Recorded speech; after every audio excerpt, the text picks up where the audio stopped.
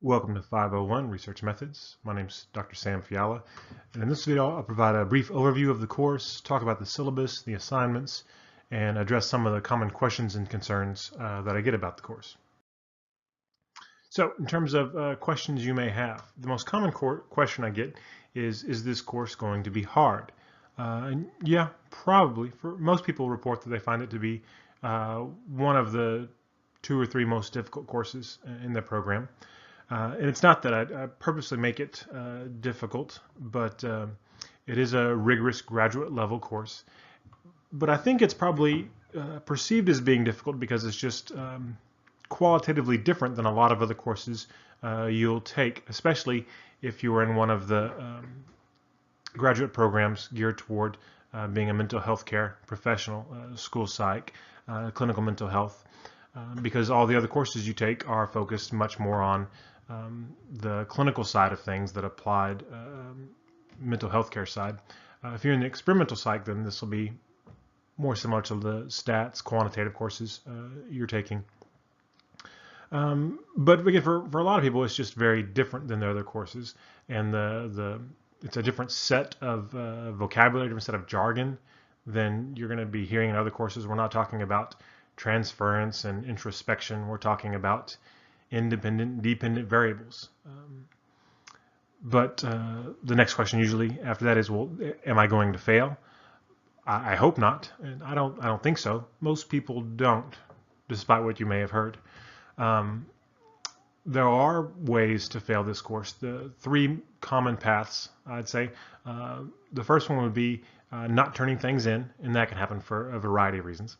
But if you don't turn things in, you get 0 credit. When you get 0 credit for an assignment, it's hard to pass.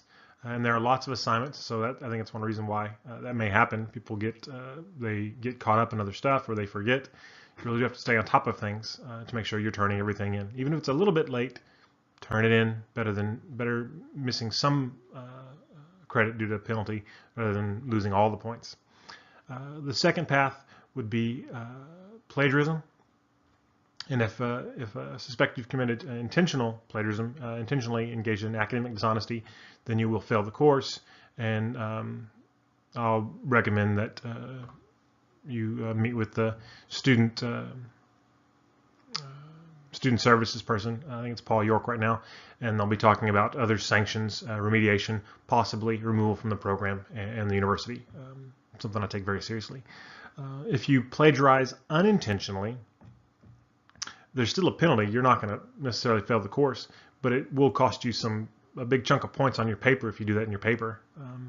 And so sometimes people will fail if they're not doing well on other stuff, and then they accidentally plagiarize a couple times. They cite inappropriately, really is what it comes down to. They're pretty big point penalties on the paper for that. So that can lead to a non-passing grade, which a D is not a passing grade in grad school. And then I'd say the third path is just having a really unfortunate semester outside the classroom that causes people not to be able to focus fully on it. Getting sick, having a family member get sick, going through certain life situations where you're having these kind of heightened stress where you can't focus regularly on the course, and then getting behind, and then sometimes kind of giving up. That happens sometimes, and that's caused people not to do well. On the flip side, how can I get an A? Well, all those other things, don't do them. So turn everything in, cite appropriately, and then, unfortunately, I hate to say this, but be a little lucky. If your semester goes well and your life is a bit of a breeze, it makes it much easier to demonstrate your knowledge in this course. Whenever you're facing other challenges, you may be getting it, you may understand things, but you're not able to show it on quizzes, exams, and papers because you're distracted by other stuff. So, but if life is going well, it's much easier for your brilliance to shine through. And it certainly is possible to get an A. I have not yet had a semester where I haven't had somebody get an A. Usually there's a couple of them. Never has everybody gotten an A. It's usually a normal distribution. Do I really have to read everything and watch all the videos? No, you don't have to. I mean, it's your grade. It's your learning opportunity. But if you want to learn, you want to understand, and you want your grade to reflect that you've learned, I certainly would recommend that you do read everything. All the reading assignments, all the videos are there for a reason. I've taught this course many times, and I've pared things down to what I think, okay, this is what you need, and I've cut out all the other stuff. So yeah, everything that's there, I would say read it and watch it if you really want to learn and get something out of this. How much time is it going to take?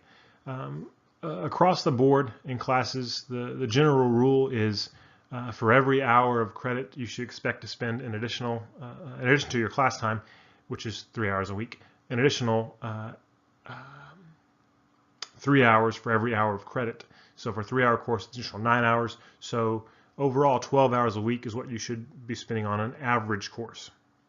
And if research methods is new to you, you didn't take an undergraduate research course, it may take you a little more, maybe more like 15 hours a week.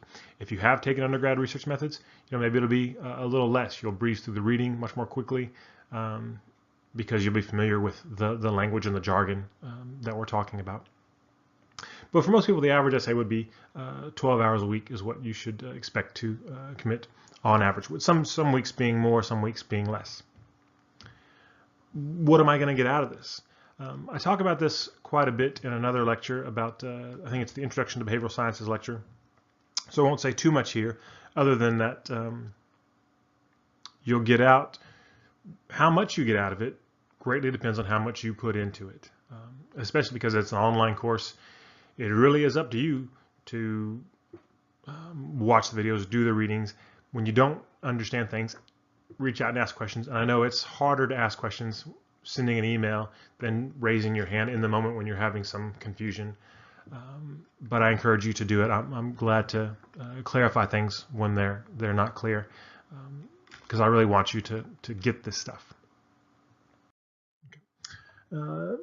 More on kind of what do you get out of this in terms of the course objectives. What I hope you'll get out of it is, one, become a competent consumer of empirical literature. I think that's so important for everyone, for people that are want to do research in terms of people like an experimental psych program. You're going to do a thesis, maybe you want to go to get a PhD and do a dissertation. To do research, you need to be able to read research. And then for people that are going to be in the kind of the applied side of the house, doing counseling or therapy, working with kids, what separates us as professionals from these kind of non-licensed life coaches who say, yeah, I'm here to help you, where they're just making stuff up, pulling things out of their whatever, is the fact that as a professional, what we do should have an empirical and theoretical base. Right? There's evidence that what we're doing works. And that's why the government recognizes us as and licenses us as agents of change to help people, because there's science behind it. And if you can't understand the science, then you're going to be relying on somebody else to explain to you why you're doing what you're doing. And the thing is, you may get it now. I get it now. I understand these theories, I understand this stuff. Our knowledge of counseling and psychology is constantly evolving. So what we know now won't be what we know in 10 or 20 years. So there are going to be new studies coming out that change how we see things. And if you don't know how to read those studies and determine if the truth that they are purporting is really true and can be substantiated by the data they've collected, then you're left to relying on the authority of others. And that's a scary thing. Beyond that, I think all citizens of a democracy should be able to read and understand research, because so many of the policy decisions that are being made that affect all of us, people are saying that, oh, we're doing this because research shows. And again, if you don't just want to take the politician's word for it that, oh, the data must show that, they said the word data, if you want to be able to look at the research and say, oh, well, no, I see what they did and what they found, maybe, yeah, this is true that they found this, it doesn't correspond to, it doesn't stretch so far to cover the claims you're making. If you can't do that because you can't read the research, then I worry for all of us. Okay, the mode of instruction of this course, obviously it's a fully online course. Most of the instruction will be via videos like this, recorded, narrated PowerPoints. There'll be some interaction via the discussion boards. if there'll be online quizzes, the final exam will be online, things are timed.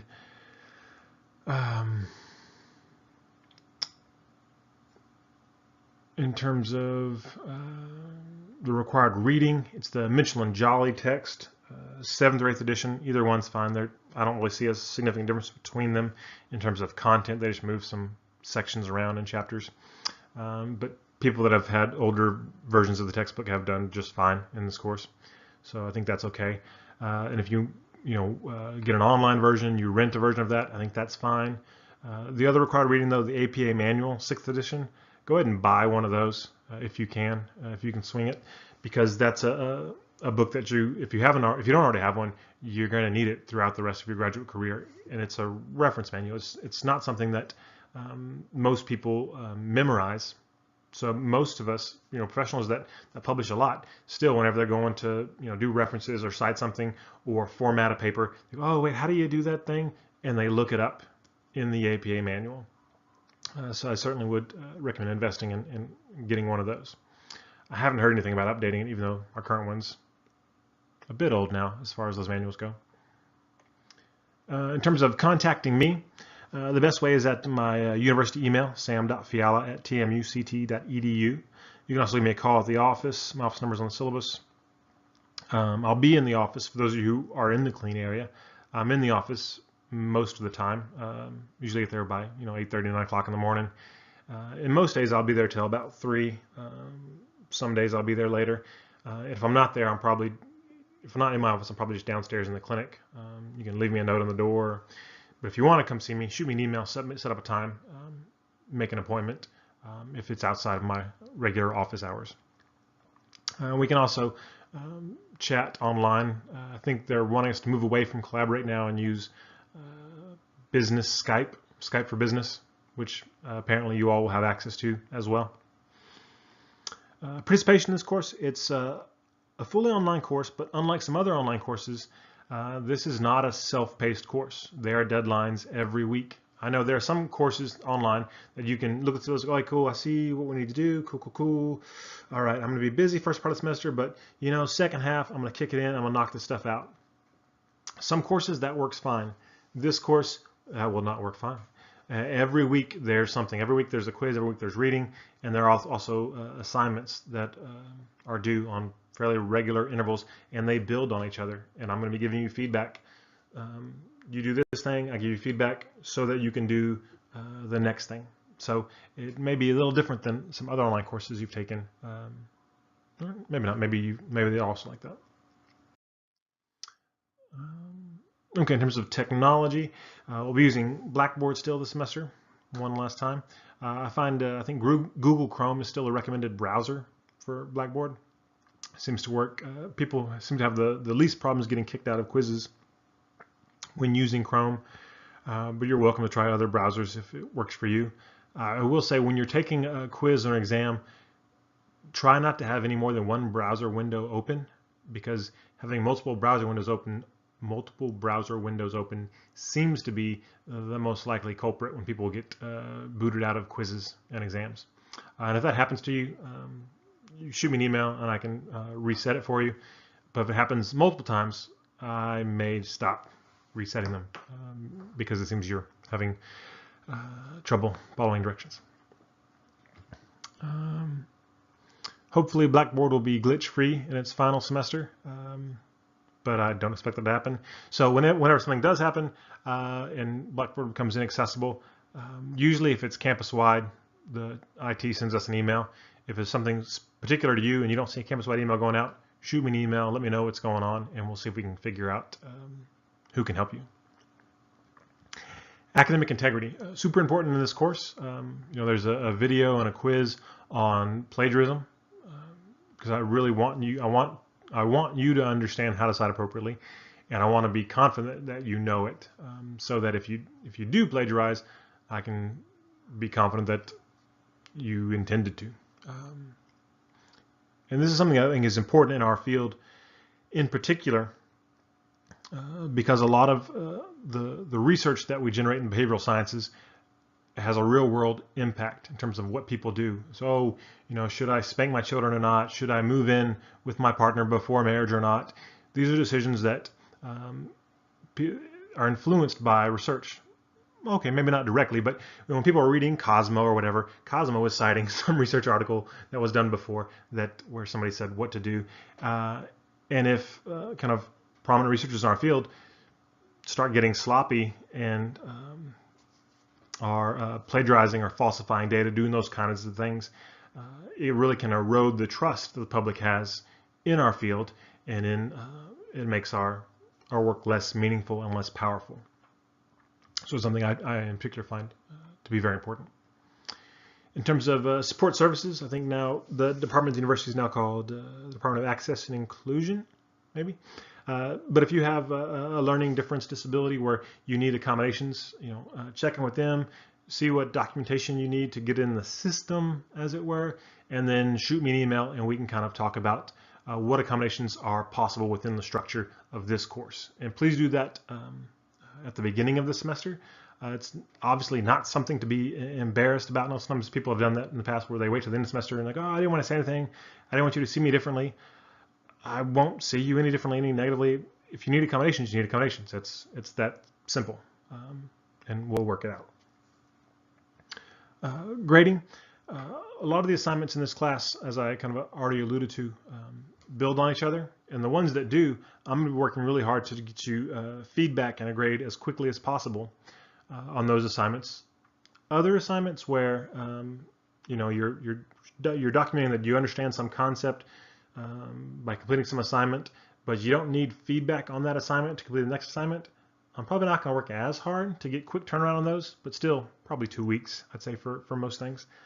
And most assignments are going to have rubrics, and when they do, I'll post those with the assignment. Please look at the rubric before you do the assignment to make sure you understand what I'm looking for.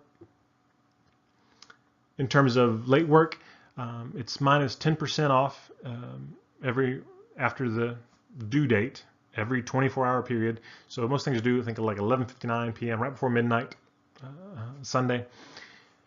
So if you turn something in Monday morning, Monday afternoon, Monday evening, all that next day, Monday, it's minus 10%, Tuesday 10%, Wednesday 10%.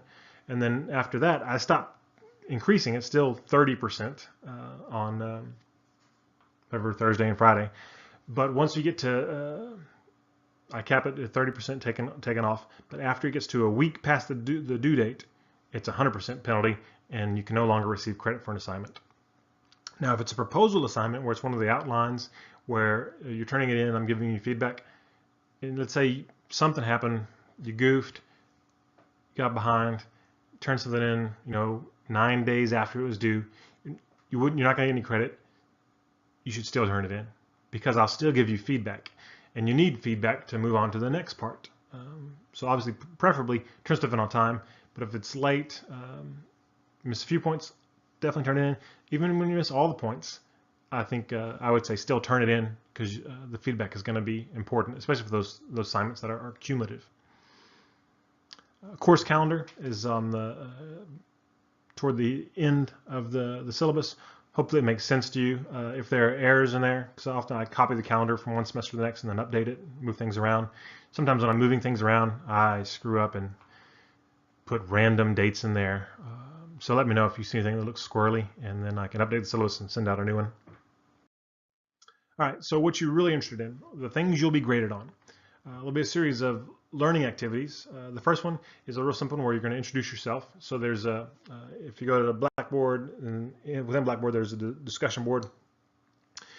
There should be a section that's learning activity number 1, introduce yourself, and you'll create a thread in there that I believe you'll title it with your favorite song of all time, and then you'll put some information there about your name, your what program you're in, and one thing that you love about science.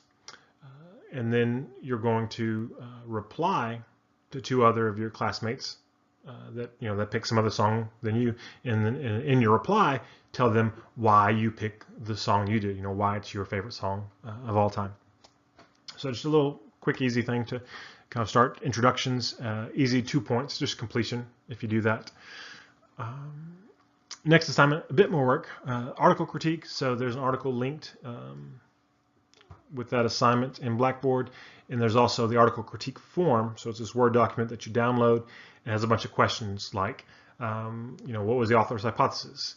How did the authors gather their sample? What type of participants did they recruit? Those kind of questions, which you'll see eventually that the questions I'm asking you to answer about this article, the things you're going to be looking for are very much the same things that I'll be looking for that will be in your proposal, which is your big assignment for the course. So this assignment kind of serves two purposes. One, to make sure you can read and evaluate a research article, but two, to kind of highlight what are the key important components of an article proposal that should be there. And in most published research, most of those things you'll find are there. Then there's the program modification assignment, and this is one after you watch and read the articles and watch the videos on program evaluation and needs assessment will probably make a bit more sense. But as part of kind of a program evaluation, you'll create a survey, which you're not going to distribute to other people. You'll just send the link to me, but you're going to do it in Qualtrics, which is this survey software that the university has access to, which if you ever are going to do survey research at the university, it's a tool you'll use. So I'd like you to get some familiarity with it. And there's lots of online help with how to create surveys in Qualtrics. And if you're having any difficulty with the building of the survey, kind of the technical side of it, let me know and I can kind of walk you through the stuff. But you'll have a couple of questions in there about what the participants are, their demographic characteristics, that kind of thing. So okay, if I gave the survey, who are the people that be answering it?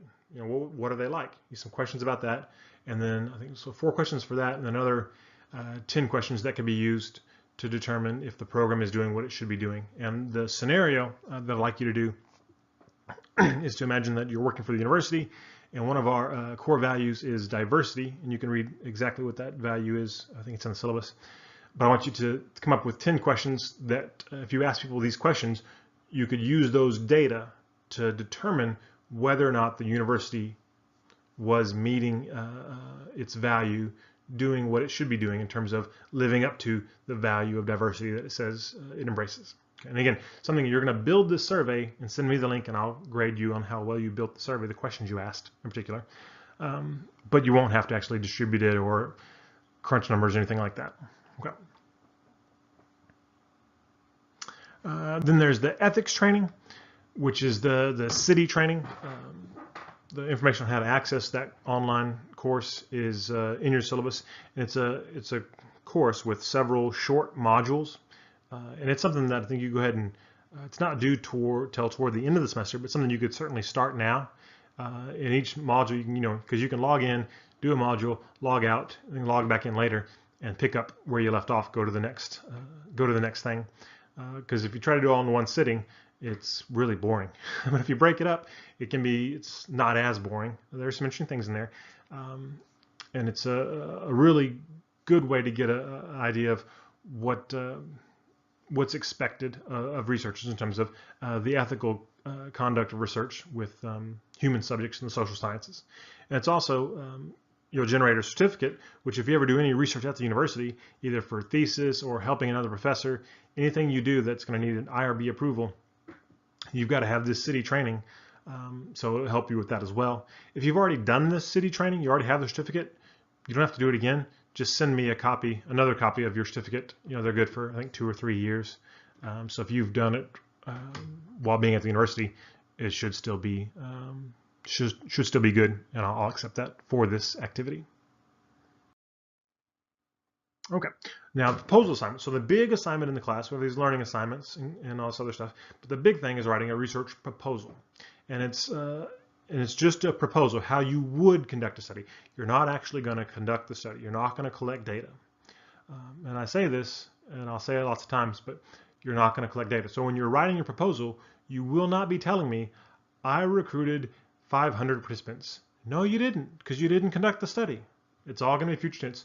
I will recruit 500 participants, right? You don't need to make up data Oh, and this group scored higher than this group. No, they didn't. There was no group. There's no people. You could say, I expect this group to score higher than this group. It should all be kind of this hypothetical future tense. Okay, so you're writing this research proposal, how you would conduct a study. It needs to be an original research question, so something that nobody's ever asked before. You're like, oh my God, nobody's ever asked it before? Everything's been asked.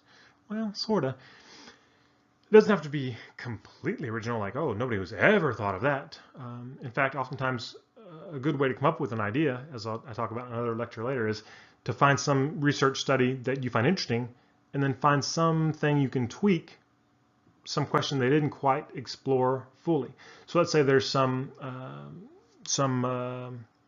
psychotherapy approach that some studies have shown, hey, this is really effective at reducing PTSD symptoms in people that are survivors of sexual assault. Okay, cool, interesting. What about people that were experienced trauma in combat? Does it work for them? Okay, that's an interesting question, because that's another group of people that are going to show some similar symptom pattern, but for a lot of reasons, which you can read about in the research, may be different than victims or survivors of sexual assault. So if nobody's looked at that group yet, okay, that's an original research question. Even though people have looked at that therapy, they haven't looked at it with this group, right? Or let's say they looked at it with these, survivors of sexual assault, and it showed the reduced PTSD symptoms. Yeah, but were they still, those that were also suffering from depressive symptoms, were they still depressed, or did it help with that too? Okay, if nobody's looked at that, you could say you would look at that. That's an original research question. So tweaking it a little bit is often a good thing to do, but the tweak needs to be meaningful. You can't say, okay, they found the treatment worked for these people, but what about if they were left-handed? Who cares? That's not relevant. That doesn't really matter. There's no reason to suspect that people that are left-handed would be different. If there is, then yeah, sure, that's a fine question. But it has to be something that there's a legitimately interesting difference that you're looking for. Or you could do something completely original that nobody's ever thought of, and that'd be awesome. So it needs to be original. It needs to be quantitative. And by that I mean the data that you would collect would be numbers. So that kind of limits the types of questions you can ask. You can ask some cause and effect questions, but when you do, you have to ask, does this cause this? You can't ask, what causes this? Say, why do some kids misbehave? That's a very broad, open-ended question, which you could answer with a qualitative study. You'd ask people lots of stuff about why kids misbehave, get lots of different answers, but their answers would all be this narrative, right? When you get this narrative data, that's qualitative. Interesting research, we'll talk about it. Can't do it for the proposal. It has to be quantitative. So you have to ask, does this cause this? Is this related to this? Is this group scoring higher than this group on this? Those types of very kind of concrete, quantitative questions. And then it needs to be theoretically linked or based in some way. So we need to be able to find some theory that would be relevant to your research question or your hypothesis. So sometimes a good place to start when you come up with a research question is look around for theories you find interesting and say, okay, well, if this theory is true, then would this happen? Okay, now you're obviously going to have a research question that's theoretically based because your question grew out of the theory. Okay, so to do this big proposal assignment, I've broken it down to lots of smaller assignments, which makes it much, much more manageable. And you start off at the beginning of the semester with just posting your topic. You just write it in a little text box. I'm kind of interested in this. And if you already have a research question in mind, go ahead and put a question. If you don't, if you say, generally I think I'm kind of interested in eating disorders, fine. Just give me something and I can give you some feedback, ideas for questions or articles to look at. Then after you get that feedback, the next assignment will be to give me the research question. So that's when you're saying, okay, is this related to this? Does this cause this? Does this group score higher or lower on this variable than this group? The kind of more specific question we can narrow down. And then we get into the outlines. So for each outline, I'll have this Word document in Blackboard that you'll download and type over. where I have very specific questions, right? So the first outline is for the information that's going to correspond to the introduction section of your paper, which is where you introduce your research question, you kind of establish its importance, you talk about all the research that's been done on that general topic, you identify this gap in the literature. Well, here's this topic, people have looked at this stuff and they found these things, but nobody's looked at this, which is my question. Here's what I think the answer is, there's a hypothesis, here's why I think the hypothesis is true, your rationale, and then you go into a brief statement on how you would conduct the study, like a little 1 or 2 sentence synopsis of your methodology at the very end of your introduction. So to be able to write that, I have lots of questions that I ask you in the outline, like why is your question important? And what I want you to do for these outlines, for all of them, is answer every question. And what I don't want is you write this 3-page narrative and say, oh, within this narrative are the answers to all the questions. No, that's what you're going to do at the end for the final paper, is going to be construct a narrative. But for me to give you effective feedback, I need you to answer each question. That way I can be very specific in my feedback to you and say, okay, no, right here, question number 3, that's where you got off track. Your answer to that question is confusing or incoherent or just slightly off. You need to fix that before you go any further. Okay, so answer each and every question. You can answer complete sentences. You can answer in bullets. I don't care, but answer every single question. Okay, so you'll turn in that outline. I'll give you feedback. And then the next outline will be those same questions again, which if you didn't have a lot of feedback, you can copy and paste that, what you already turned in, update a few things. And then there'll be more questions that are about the method section, which is your methodology, right? Your sample, what are your participants going to be like? How are you going to recruit them? Your materials, are you going to give people these questionnaires? What do those questionnaires look like? Your procedure, what are you going to do to them? Where are they going to come to do the study, to answer the questions, to be exposed to the experimental stimuli, whatever it is. So you're going to answer those questions. And then the third outline, again, first 2 things, update it again after I've given you feedback. And then your data analysis and discussion sections, which are the last 2 sections of the paper. Data analysis section, super simple because you're not going to have any data because, again, it's a proposal. So all you're putting in here is what statistical tests you would use and what you expect the results to be, right? So, I would use a one-way ANOVA, and I expect there to be a significant main effect of the independent variable. Cool, easy. And then the discussion section is where you are going to talk about your expected pattern of results at the construct level. So not at, so if we're looking at things like depression, in the results section, you may say, I expect the group that receives treatment to score lower on the Beck depression inventory. So you're speaking at the measurement level. You're talking about the measurement. In the discussion section, you say the same thing, but you talk at the construct level. And the construct is the idea that the measurement represents. So instead of saying, I expect people to score lower on the BDI, the Beck depression inventory, I expect people who receive treatment to be less depressed.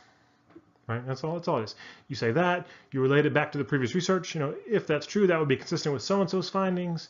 And then you're going to talk about the limitations of your study and the implications of your study, and then any future research that could be done.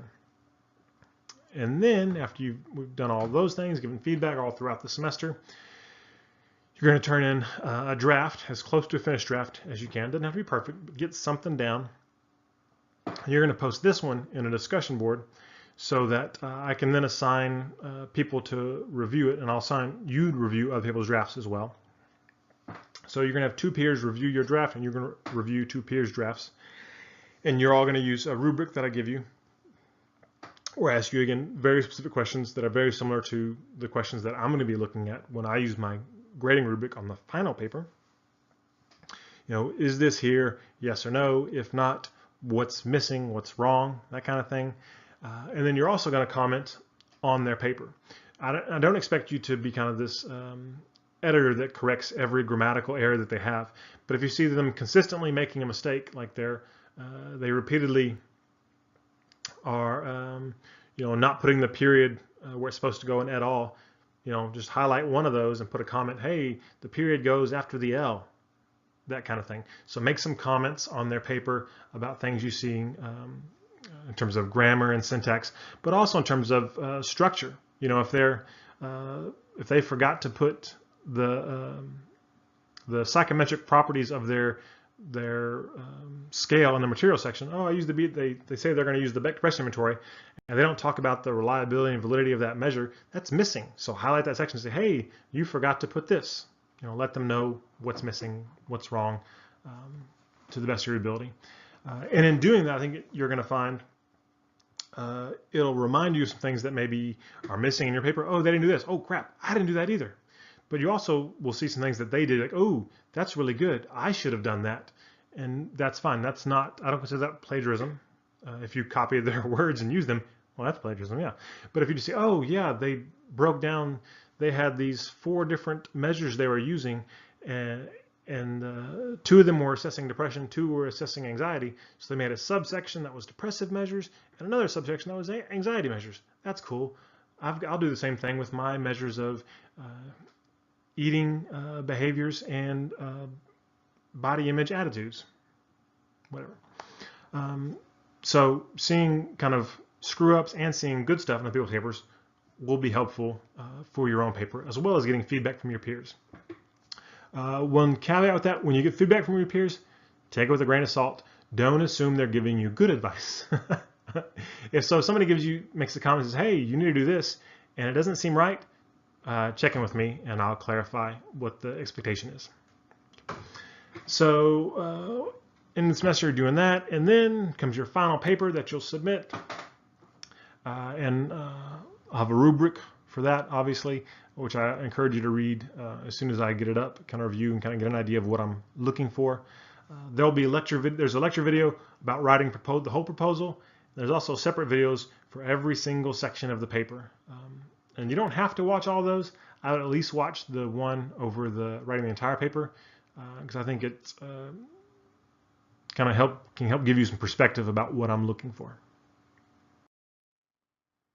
Okay, so we've got the learning activities, you've got the proposal assignments, and then you've got some quizzes and exams, right? So you've got the comprehension quizzes, which are over readings and lectures, and the questions are over, the readings or the lectures. Sometimes information is covered in both. It's all fair game. Then there's the APA Megaquiz, and you'll notice a bunch of other APA quizzes, little mini quizzes, and APA lecture videos.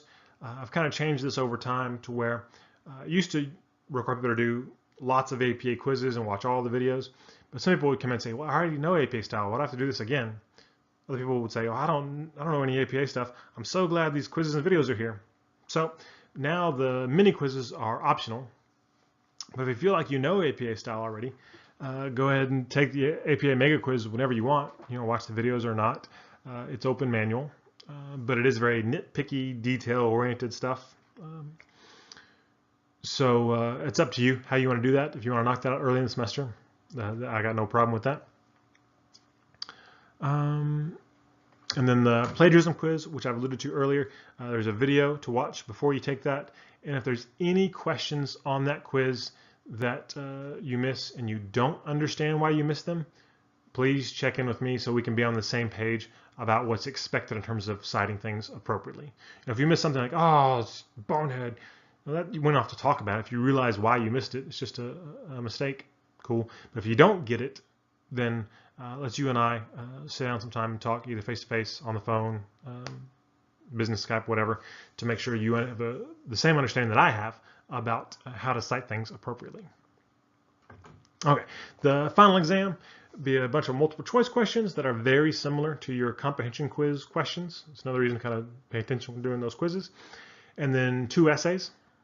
And it's the same format for the essays every semester. I just change the question. One question will be where I describe how somebody conducted a study, and I'll ask you to critique that study in terms of how did their choices impact the internal validity, external validity, and construct validity, as well as power. So internal, external, construct, validity, and power. We'll talk about those over and over again this semester. And then the next question will be where, imagine somebody gave you a big bag of money and told you to design a study, answer a question. then you tell me how you would design the study, and then you tell me how your choices would impact internal validity, external validity, construct validity, and power. So those same ideas. That's kind of the focus of the course, is how methodological choices that you make, that other researchers make, how they impact the validity of the findings, which is internal, external, the validity of the measurement or manipulation of variables, which is construct validity, and how it affects power, which is the ability to detect a significant statistical difference or relationship. Okay, and then there'll be some opportunities for extra credit, most likely this semester, in terms of participating in research as a study participant. Not in one of my studies probably, but in other people's studies.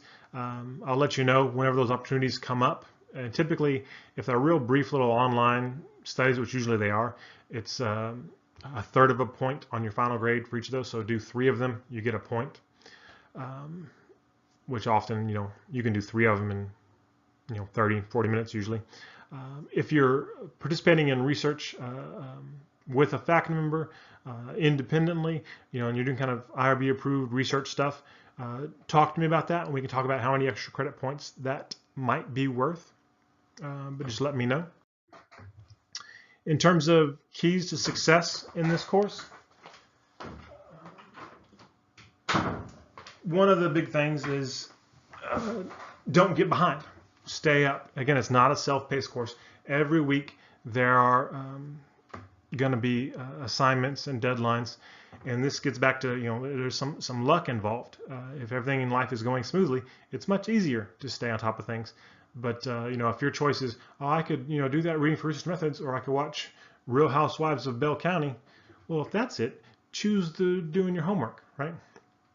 But if other stuff comes up, life happens, contact me as soon as you can, as soon as it's possible. If something comes up that's interfering with your ability to do coursework, and we can talk about what the best plan is for you. Sometimes if it happens early in the semester, but it's something big where, geez, this is going to take a month where I'm not going to be able to do anything, the best thing may be to drop the class and try it again another time, rather than saying, well, I think I can catch up, and then get back past that drop date, and now you can't drop the class and you lose your tuition money, that kind of stuff. So talk to me as soon as you can, and we can I can let you know where you're at and how likely it is you can get caught up. Okay. Again, turn everything in. If it's a couple days late, you lose some points. Still turn it in. If it's too late to get credit, if it's something that you need feedback on, still turn it in so your next assignment is going to be in good shape. Make sure you cite up sources appropriately if you don't know how. After you're going through reading about how to cite things in the manual, watching the videos, doing the plagiarism quiz, set an appointment, and you and I can talk about it. And the last thing, I think maybe the most important, is you need to figure out the context of this information for you. How is it going to be important to you in your life, in your future, in your career? Because if you can figure that out, and you can figure out how it's meaningful, it'll be much easier to do the amount of work that you have to do for this course. If you can't, if it's just something that you have to do, you got to check the box, you have to take that course, it's going to be painful. You're going to hate it, you're going to hate me, and you're going to hate yourself. So figure out what this course can mean to you and what you can get out of it, and you're going to have a much better experience. Okay, wrapping up, let me know what questions you have, concerns, email, call, come by the office. I'll be there. And lastly, good luck, and I do hope that this class has an impact on how you think and how you see the world. Take care.